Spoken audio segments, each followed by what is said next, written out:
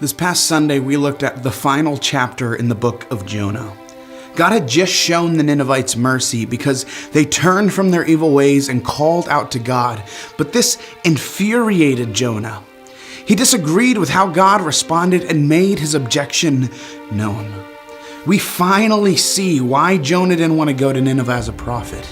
He knew that God would forgive these wicked people because he knew who God was.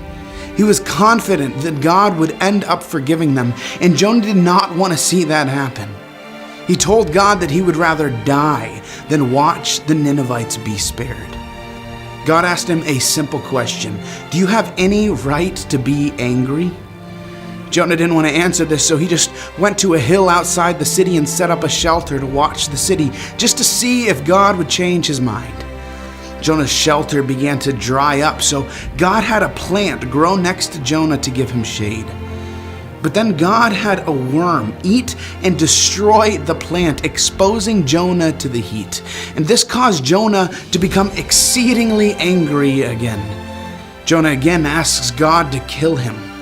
As we look at Jonah's response, we can't help but see his selfishness. Jonah is only happy if things are going the way he wants. I don't think Jonah is alone in that, but rather I think it is a struggle we all face. We call out to God, but are only content if he does exactly what we want when we want. An example of this is politics. When the political candidate we support wins, we insist they were placed there by God, but if they don't, we convince ourselves that evil won the battle, and we become angry for the next 4 years, some saying that they would rather die than deal with the other person's time in office. Why? Because we care far more about what we want than what God's plan is. We are selfish in every respect, whether it be sports, our job, our family, our health, our diet, our hobbies. We are constantly trying to accomplish our will rather than prayerfully seeking what God desires and submitting to his will. This leads us to become angry. I'd encourage you to dwell on God's question when you're angry and be honest with yourself. Do you have any right to be angry? As Jonah cries out, asking God to kill him, God responds one more time. He says, "You have compassion on a plant that came and left in a day, a plant that you had no part in growing, but you don't expect me to have compassion on a great, historic nation filled with my creation?" And that's where the book ends.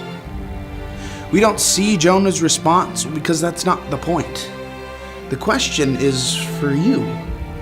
Are you okay with God caring for the wicked? Are you okay with God caring for those whom you hate? Can you stop looking at yourself and what you want and start looking to see what God wants in this world? Because I guarantee it won't always match up.